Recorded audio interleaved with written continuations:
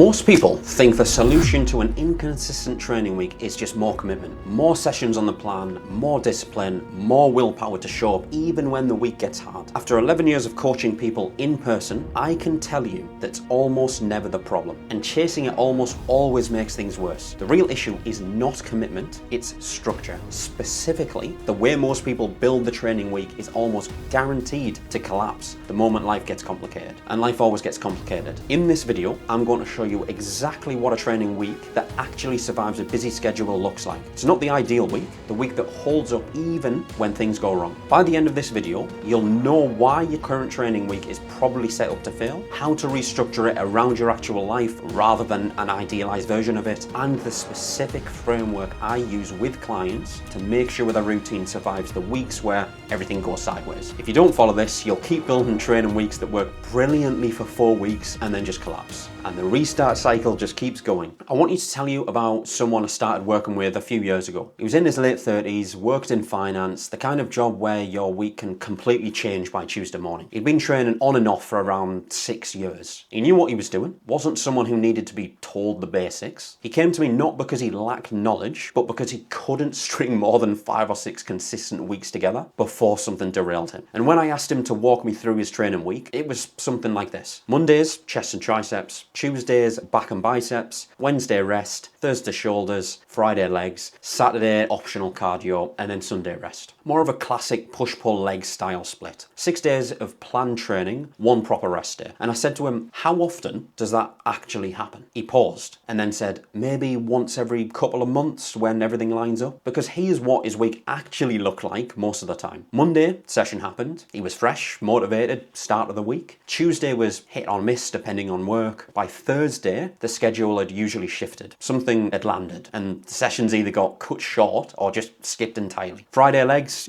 wasn't happening very often. He'd done maybe 8 leg sessions in the past year. So in reality, he was training chest and back inconsistently, barely training legs and spending the rest of the time just feeling guilty about it. And every few weeks, when the guilt got heavy enough, he'd restart. He'd get a new program, fresh commitment, same structure, same collapse. And when I pointed that out, that his training split only worked if he hit every single session in the right order, he genuinely hadn't thought about it that way before. He'd been so focused on what the program said he should do that he never stopped to ask whether the structure itself was the problem. It was. So here's the thing about most training splits that nobody really addresses. They're linear. Session 1 has to happen before session 2. Session 2 before session 3. Miss 1 and whole sequence is off. Skip leg day on Friday and legs just don't get trained that week. There's no flexibility built in. There's no way to absorb a missed session without the whole thing falling apart. Think of it like a house of cards. Every card depends on the one around it. Pull one out and the whole thing comes down. That's fine when everything goes perfectly, but it's a disaster when life intervenes. And life intervenes constantly. The other problem is volume. Most training splits are built for someone with unlimited time and a predictable schedule. 6 sessions a week sounds serious and committed, but for someone with a demanding job or a family and a life outside of the gym, 6 sessions is an enormous week. And when you inevitably fall short of it, you feel like failure even if you train 4 times. 4 genuinely solid sessions feels like underperforming against a 6-session target. So the psychology of the whole thing is working against you from the start. And the fix isn't more discipline. It's a completely different structure. One that's resilient by design, where a missed session doesn't cascade into a broken week, and where the target itself is something you can actually hit consistently. So here's what I rebuilt his training week around. I call it the Resilient Week Framework. And it's built on 3 core principles. Principle 1, full body over splits. Every session trains the whole body.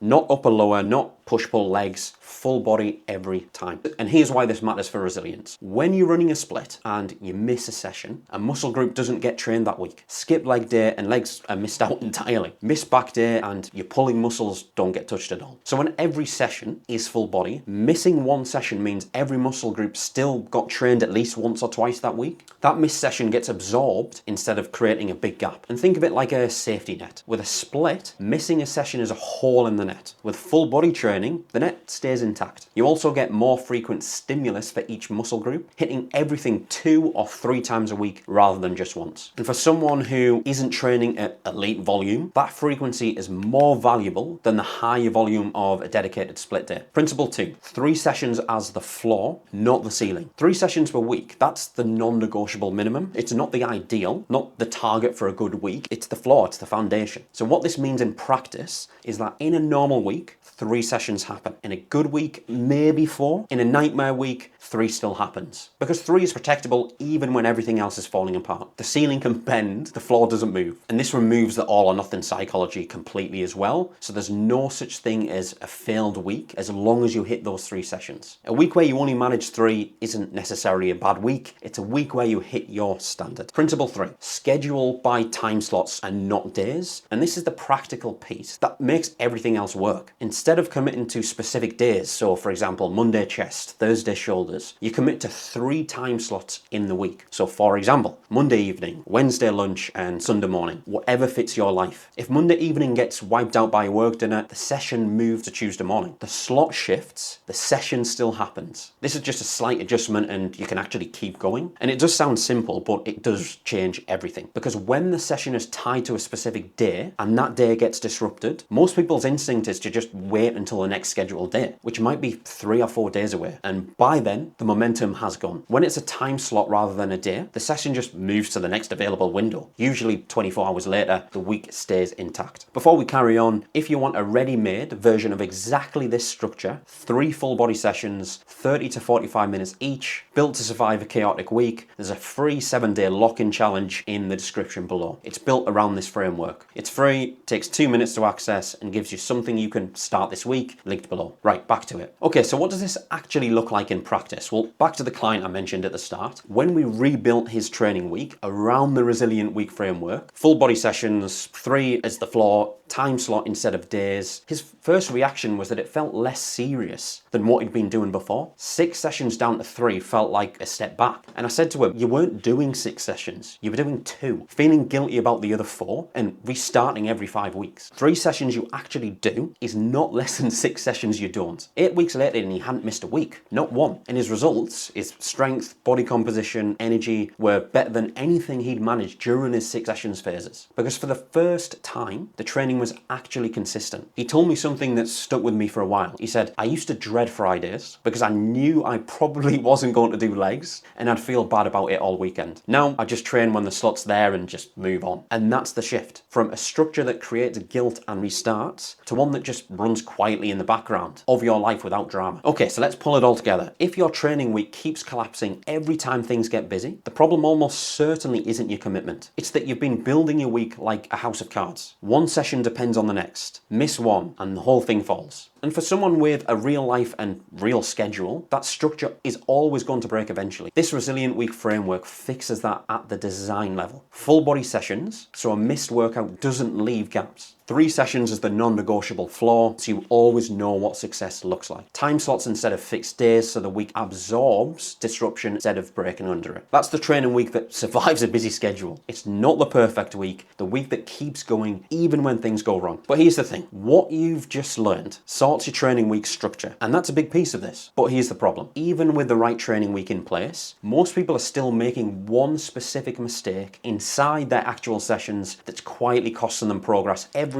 single week. It's not about effort, it's not about which exercises you're doing, it's about how the session itself is structured. And it means most people are spending more time in the gym than they need to and getting less out of it. I've got a video on that somewhere over here which covers exactly this. Watch that next. After what we've just covered, it's going to make a lot more sense.